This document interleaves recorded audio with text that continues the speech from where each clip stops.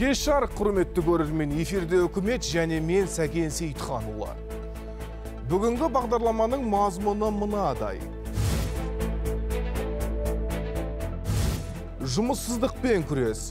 Онлайн платформа арқылы жұмыспен қамтудың жолы жеңіл. Ал кемшін тұсы неде? Егін науқаны. Шаруаларды қай мәселе алаңдатып отыр? Конституциялық реформа. Ата заңға енгізілетін өзгерістерден кейін қандай жұмыс басталады? Жұмыс күшінің жаңа сапалық құрылымы қалыптасып жатыр. 2000 жылдардан кейін дүниеге келген ұрпақ есейді. Жыл сайын осындай 300 мыңнан астам азамат еңбек нарығына қосылады. Қазіргі таңда жұмыс күшінің 60%-ін миллениалдар мен Z буыны құрайды. 2030 жылға қарай бұл көрсеткіш 80%-ке жетеді. Жаңа заманның жастарын еңбекпен қамту үшін ірі және орта кәсіпорындарда бос жұмыс орындарына онлайн жәрмеңке өткізу қолға алынбақ. Сондай-ақ жұмыссыздықпен күрестің тағы бір жолы халықты ұлттық жобалар аясында ашылған жаңа жұмыс орындарына орналастыру. Жергілікті атқарушы органдардың мәліметінше биыл 269 мың жұмыс орны ашылады. Ендігі бір бағыт платформалар арқылы жұмыс табу. Бүгінгі күні елімізде шамамен 500 мың адам онлайн платформалармен жұмыс істейді. Бұл формат ыңғайлы, бірақ бір кемшін тұсы әлеуметтік кепілдіктің жоқтығы. Министр Тамара Дүйсенова платформалық жұмыспен қамтуды танып, заңдастырып, қолайлы режимді сақтай отырып, біз азаматтардың еңбек және әлеуметтік құқықтарын қорғауға тырысамыз деді үкімет отырысында. Ал премьер-министр биылдан бастап барлық мемлекеттік орган мен әкімдер жұмысының тиімділігі жаңа жұмыс орындарын құру негізінде бағаланатынын айтты. Әріптесім Ақбөбе Тәңірберген тақырыпты жалғайды. Такси болып нәпақасын тауып жүргендер көп. Басқа жерде таңертеңнен кешке дейін 100-200 мың теңге жалақыға жұмыс дегеннен гөрі көлік тізгіндеп жүріп ақ айына 500 мың теңгеге жуық табыс табуға болады. Курьерлік салада еңбектеніп жүрген Дарханның ойы да осыған саяды. Негізі бұл жұмыс жақсы жұмыс, енді айына 500 мың, 600 мың осы мөлшерлерде табасын. Бірақ енді бұл жұмыс менің әке-шешеме қатты ұнай бермейді. Өйткені бізде пенсионка жүрмейді, соцпакеттер жоқ, денсаулыққа байланысты. Елімізде такси және курьер қызметінде жүргендер әлеуметтік тұрғыда қорғалатын болады. Министр Тамара Дүйсенова онлайн платформаларда істейтін қазақстандықтар әлеуметтік қамсыздандыру жүйесіне қосылатынын айтты. Бүгінгі күні негізгі бағыттардың бірі платформалық жұмыспен қамтуды заңдастыру болып отыр. Тамара Қасымқызы, бүгінгі таңда шамамен 500 мың адам онлайн платформалар арқылы жұмыс істейді. Осы санаттағы азаматтарды әлеуметтік қамсыздандыру жүйесіне қосу үшін не істелініп жатыр? Әлихан Асханұлы, осы алдыңғы аптада негізгі Қазақстандағы 8 платформаның басшыларымен кездестік. Олар платформаларда жұмыспен қамтылған азаматтарды жалпы әлеуметтік қамсыздандыру жүйесіне қосуға толық келісіп отыр. Министрлік азаматтарға ыңғайлы режимді сақтай отырып, платформалық жұмыспен қамтуды заңдастыру арқылы олардың еңбек және әлеуметтік құқықтарын қорғауды көздеп отыр. Жеткізіп беру және такси қызметін көрсететін азаматтарды әлеуметтік қамсыздандыру жүйесіне тарту үшін онлайн платформалардың операторларымен кездесу өткізіпті. Көрсетілген жүйелердің бірінің Қазақстандағы өкілімен телефон арқылы байланыстық. Представители Яндекса участвуют. Яндекс жүйесінің өкілдері жұмыс тобының құрамына кірді. Қазақстанның еңбек министрлігімен бірге платформалық экономика тақырыбын талқылап жатырмыз. Тапсырыс беруші мен тапсырысты орындаушылар арасында онлайн байланыс орнады. Бұның барлығы қадағаланып, платформада тоғысқан серіктестеріміз әлеуметтік тұрғыда қорғалуға тиіс деп есептейміз. Осыған ұқсас тәжірибе өзге елдерде бар. Бұл жерде ескерілетін нәрсе азаматтар онлайн платформадағы жұмысын тоқтатса мемлекеттен қарастырылатын көмектің бірде-бір түріне қол жеткізе алмайды. Министрлік осы олқылықтың орнын заңдастыру арқылы толтыруды көздеп отыр. Бір сөзбен айтқанда, ондай азамат жұмыссыз қалса, немесе азаматша жүктілігіне және балалы болуына байланысты жұмысын тоқтатса, мемлекеттік әлеуметтік сақтандыру қорынан қажетті әлеуметтік төлем ала алмайды. Мәлімет үшін айта кетейін, бүгінде осы қордан 300 мыңнан астам аналар жүктілігі бойынша бұрынғы орташа еңбек ақысының 100%-ін, ал балаға қарау кезеңіне еңбек ақысының 40%-ын алып отыр. Сондай-ақ жұмыссыз қалған 105 мың азаматтарға олардың еңбек ақысының 40%-на дейін берілуде. Мұндай өзгеріс онлайн платформаның тұрақты жұмыс орнына айналуына септеседі. Дегенмен осы саладан түсетін қаржының экономикаға қосар үлесін арттыратын тағы бір жолы бар. Курьерская доставка, да? Бұл қызмет түрі әсіресе пандемиядан кейін жақсы дамып кетті. Жұмыс іздемейсің, қолыңда телефоның болса жеткілікті. Бұл платформаның иелері көрші елде отыр. Олар ұстап қалатын проценттер тікелей шетелге кетіп жатыр. Сондықтан осындай платформалардың отандық аналогын ойлап тапсақ, бұл жерден түсетін қаражаттың тиынына дейін елімізде қалар еді. Жұмыс күшіне жаңа лек жыл сайын қосылып отыратыны белгілі. Қазір елде 2000 жылдардан кейін дүниеге келген балалар еңбекке араласа бастады. Жыл сайын осындай 300 мыңнан астам жас еңбек нарығына қосылады. Оның барлығын жұмыспен қамту керек. Сондықтан министрлік жұмыспен қамту саясатын қайта қарастырып отыр. Енді 1 шілдеден бастап пилоттық режимде әрбір платформаның ерекшелігіне сәйкес пысықтау жұмыстары басталады. Осы жұмыстардың нәтижесінде таксишілер мен курьерлерге әлеуметтік пакет ұсынылатын болады. Ақбөбет Тәңірберген, Аманжол Байғазин, үкімет. 4 ай бойы әлемде бидай бағасы өсіп жатыр. Бұл әрине геосаяси ахуалдың тұрақсыздығына тікелей байланысты. Мәселен, Украина мен Ресей әлемдегі астық экспортының 30%-ін қамтып отырған еді. Қазір ондағы жағдай белгілі. Салдары қымбатшылық. Сарапшылардың сөзінше, егер жағдай оңалмаса, жыл соңына дейін кейбір елдер аштыққа ұрынуы мүмкін. Бұл әрине назар аударарлық мәселе. Қазір қыстың қамын және халықтың нанын ойлайтын уақыт. Қамданып жатырмыз, тиісті жұмыстар атқарылып жатыр. Ауыл шаруашылығы министрі егіс жұмыстары Ақтөбе және Батыс Қазақстан облыстарынан басқа аймақтарда аяқталғанын айтты. Неге екі өңір артта қалып қойды?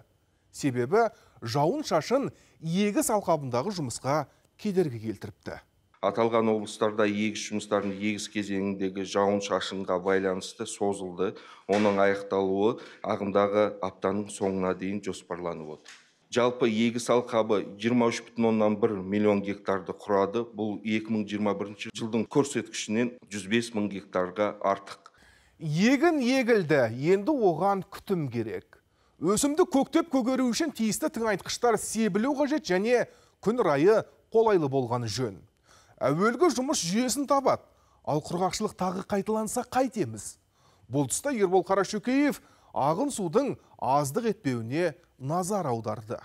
Қазгидромет деректері бойынша жалпы болашақ өнім үшін қолайлы ауа райы байқалады. Барлық астық егетін аймақтарда жауын шашын күтілуде. Сонымен қатар оңтүстік өңірлерде ылғалмен қамтамасыз ету тапшылығы байқалуы мүмкін. Осыған байланысты оңтүстік өңірлердің әкімдері сумен қамтамасыз ету шараларын уақытылы қабылдау қажет. Биыл барлық мәселе бақылауға алынып, ауыл шаруашылығы саласына қолдау жасалды. Мәселен, көктемгі егіс және егін жинау жұмыстарына қарастырылған қаржы 140 миллиард теңге. Бұған қоса үкіметтің 70 миллиард теңге көлеміндегі көмегі тағы бар. Өткен жылы құрғақшылық болғанына қарамастан бидайға деген ішкі қажеттілікті толығымен қамтамасыз еттік. Экспорттық міндеттемелерді орындап, қажетті қор жинап алдық. Биыл жаңа өнімді жинап алғанша елімізде жеткілікті астық қоры бар. Біріккен ұлттар ұйымының наурыздағы бюллетеніне сәйкес, Қазақстанда биыл астықтың түсімі орташа жылдық көрсеткіштен жоғары болу керек. Орта есеппен 18-19 миллион тонна астық жиналса, ішкі қажеттілік шамамен 8 миллион тоннаны құрайды. Тіпті қолайсыз ауа райымен жиналатын өнімнің болжамы нашар болған күннің өзінде Қазақстан өзінің азық-түлік қауіпсіздігін қамтамасыз ете алады. Биыл еліміздің солтүстігінде қуаңшылық болуы ықтимал. Синоптиктер жауын шашын жылдағы мөлшерден аз түсуі мүмкін деген болжам жасап отыр. Оның үстіне қыста қарды көп жауған жоқ.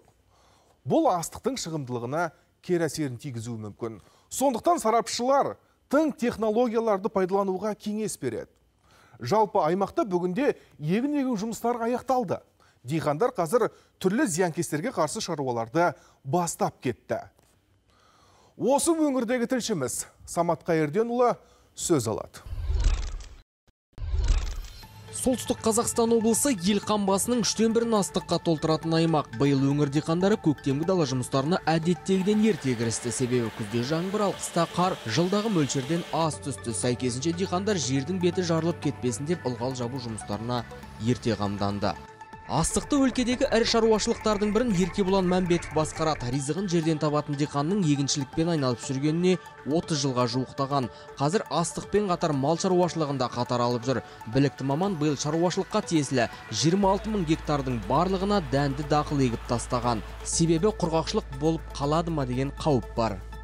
Осы көктемде қатты дауылдар, желдер пайда болып отыр. Соны бәрін қарастырып, енді әлем жүзінде де өтіп отыр ғой, сол құрғақшылық болады. Мамандармен, агрономдармен ақылдасып нетіп, ақырын соған дайындалып отырмыз. Көктемнің бір күні жылғы азық демекші шаруалар әр күнді пайдасын асыруға тырысады. Оның үстіне ауа райында алдын ала болжауға мүмкіндік бар. Яғни қазір техника мен технологияның дамыған заманы. Бірақ кейбір диқандар оны әлі күнге ұтымды пайдаланбай отыр. Тіпті қарапайым ережелерді де сақтамайтындары бар. Салдарынан сары күзде сан соғып шығынға ұшырайды. Кейінгі кезде көптеген антропогендік ауытқулар болды.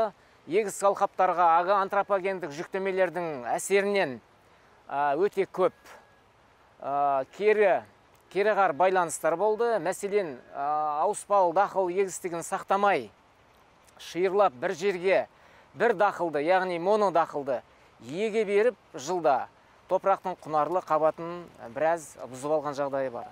Ризығын жерден табатын диқандар мол өнім алу үшін мейлінше барлық шараны ұтымды пайдалану қажет. Қыста қар тоқтатса, көктемде уақытында ылғал жабу жұмыстарын жүргізулері шарт. Дегенмен, ауа райы олармен санаспайтыны рас.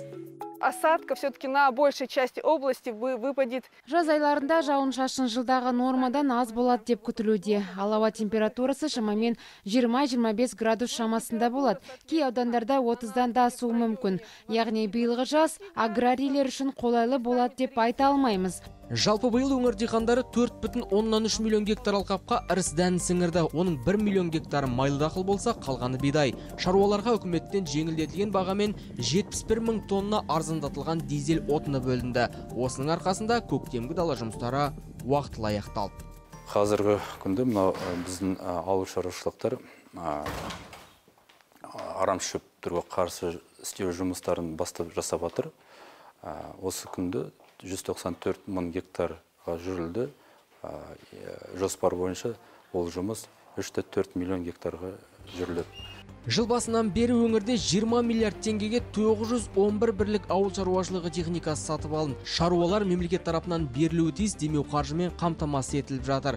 Бірақ шығымдылық қалай болмақ? Ал ол уақыттың еншісінде. Самат Қайырденұлы, Төлеген Иманов, үкімет. Референдум өтті. Ата заңға енгізуге ұсынылған өзгерістер мен толықтыруларды қазақстандықтардың басым көпшілігі қолдады. Президент сөзімен айтсақ, халқымыз өз таңдауын жасау арқылы түбегейлі бетбұрыс жасауға ұмтылысын көрсетті. Бұл конституциялық реформа бүкіл құқық саласын жаңғыртуға жол ашады. Біздің мемлекетшілігіміздің мүлде жаңа, маңызды дәуірі басталды. Осы тақырыпты әділет вице-министрі Алма Мұқановамен талқылаймыз. Алма Қайратқызы, уақыт тауып сұхбат беруге келіскеніңіз үшін алғыс айтамыз. Әуелгі сұрақ мынандай. Жалпы Конституцияның жаңарған нұсқасы қашан дайын болады? Әділет министрлігінің заңнама институты деген мекемеміз бар. Қазіргі таңда осы мекеме бүкіл тиістік өзгерістерді Конституцияға аударып енгізіп жатыр. Бүгін ертең біз міндетті түрде тез жаңартылған конституциялық мәтінін шығаратын боламыз. Демек, осы аптаның ішінде жаңарған конституция осы аптаның ішінде бүкіл жаңартылған конституция мәтінін көре аласыздар. Кейбір мәжіліс депутаттары жыл соңына дейін, қателеспесем, 20-ға жуық заң жобасын әзірлеп шығуымыз керек деген сөз айтты. Қаншалықты мүмкін? 20 бөлек заң жобасы мүмкін емес. Өйткені егер біз президенттің жолдауына бет бұрсақ, онда бірнеше заң жобасы туралы 20 заңдарға кіру керек деген сөз болды. Өзгерістермен. Бірақ ол бөлек 20 заң жобасы дайындалатын дегенді білдірмейді. Тағы бір мәселе, депутаттар бізде, парламент депутаттары, олар өз тарапынан да заң жобаларды қазіргі таңда Конституцияның түзетулері қабылданғанға байланысты өздері де заң жобаларын бізден тезірек те шығарып беруі мүмкін. Өйткені біз әрине үкімет атынан заң жобаларды жай ұсынамыз. Оларды қабылдау, қабылдамау бұл тек қана парламенттің, мәжілістің өкілдігі. Мәжілістің құзыреті артатынын білеміз. Жалпы ол жайында да арнайы заң керек. Ол заң жобасын кім дайындайды және қашан дайындайды? Ол мәжілістің құзыреті туралы заңдар, ол мен айттым ғой, әділет министрлігі 3 заң жобасын дайындайды. Біреуі омбудсмен бойынша, екінші конституциялық кеңес бойынша, ал үшінші заң жобасы ол бүкіл конституциялық заңдарға енгізілетін жиналқы заң жобасы бөлек болады. Қазір үкімет тарапынан біз ондай жұмысты бастап жүргізіп жатырмыз. Осы заң жобаларын әзірлеу барысында халықтың ұсыныс тілегі ескеріле ме? Әрбір өкілетті орган, заң жобасын пысықтайтын орган, заңнамалық талаптарға сәйкес заң жобаларын әзірлеу керек. Ашық нормативтік құқықтық актілер порталына бүкіл нормативтік құқықтық актілерге енгізілетін өзгерістер жариялану керек. Және де тиісті ақпараттық жұмыс жүргізілу керек. Бұл өткен жылда енгізілген міндетті талаптар. Өткен жылдан бастап осы талаптар мемлекеттік органдармен жүргізіліп жатыр. Референдум өтті. Енді халық өзгерісті қашан сезіне алады? Өзгерістерді сезіну деген бір күндік жұмыс емес екенімізді бәріміз түсініп отырмыз. Қазір осы Конституцияға енгізілген түзетулер қай түрде басқа заң жобаларда дамып, өз орнын алып, ол бірінші кезең. Екінші кезең олардың орындалуы. Өзіміз көріп отырмыз, кейбір конституциялық органдар, конституциялық сот болсын, олар жаңадан құрылатын болады. Олар жаңадан құрылғанға дейін олардың функцияларын қазіргі органдар атқарып атады. Ол конституциялық кеңес және де есеп комитеті дейміз ғой. Сондықтан осы заң жобаларын қазір біз пысықтап атқан, не болса да мүмкін депутаттар ұсынатын, олар қабылданғаннан кейін олардың дұрыс орындалуын, дұрыс жолға түсіріп қана халық сезінуі мүмкін, менің ойымша. Алма Қайратқызы, уақыт тауып сұхбат берген үшін алғыс айтамыз. Маңызды ақпаратты жеткіздіңіз. Жұмысыңызға табыс тілейміз. Жақсы, көп сізге де.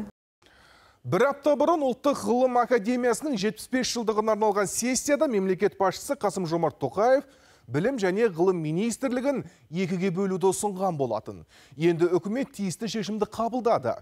Демек, білім және ғылым министрлігі екіге бөлінеді. Самая главная задача. Министрлікті бөлу туралы шешім қабылданды. Ендігі міндет осы шешімді дұрыс іске асыру жағын ойластыру. Бұдан екі тарапта туы тиіс. Қазір енді осы бағытта жұмыс істейтін боламыз.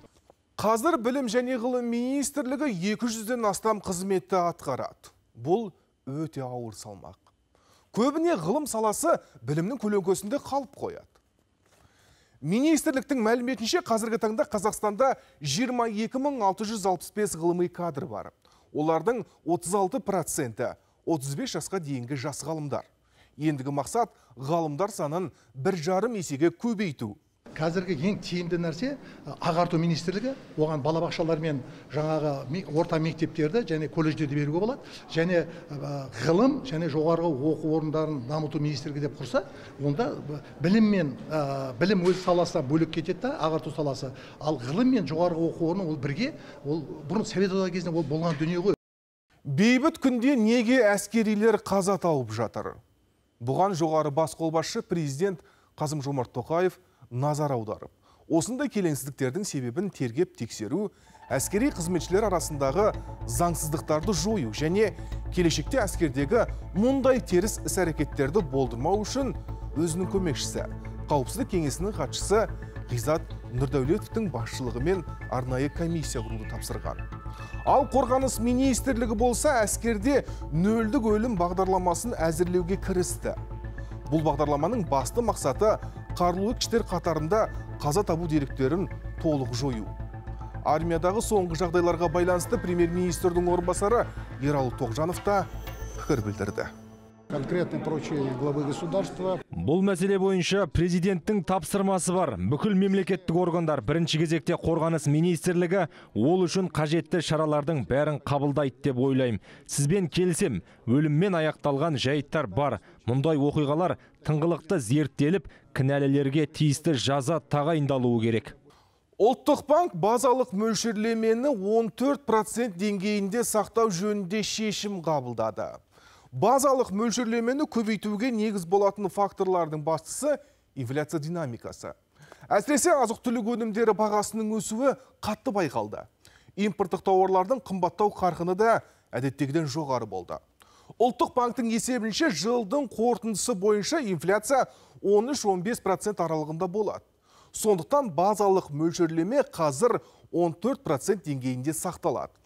Экономистердің айтуынша бұл өзгеріс қазақстандықтардың тұрмыс тіршілігіне әсер етпей қоймайды. Базалық мөлшерлеменің жоғарылауы салдарынан азаматтар жиі рәсімдейтін несиенің де проценті асқақтайды. Сондықтан жөн жосықсыз банктен қарыз ала беруге болмайды. Ал депозитте ақшасы барлар керісінше табысқа кенелмек. Өйткені сақтаулы тұрған ақшасының үстінен қосылатын мөлшерлеме көбейеді. Ұлттық банктың осы ақша массасын шектейтін бір 4-5 құралы бар, жолдары бар. Соның ең былай сенімдісі дейміз ба, ең былай әсер ететіні осы қайта қаржыландыру мөлшерлемесі. Жаңа айтқан 13,5% еді, оны қазір 14%-ға біз көтердікеміз осы соңғы айларда. Яғни бұл не дегені? Яғни ақшаның бағасын көтердік. Бүгінгі таңда Қазақстанда өнеркәсіптік кооперация саласында Беларусь тарапымен бірлесіп жалпы сомасы $100 миллион болатын 7 жоба жүзеге асырылған. Құны $14 миллион тағы 2 жоба қолға алынып, жаңа жобалар пысықталып жатыр.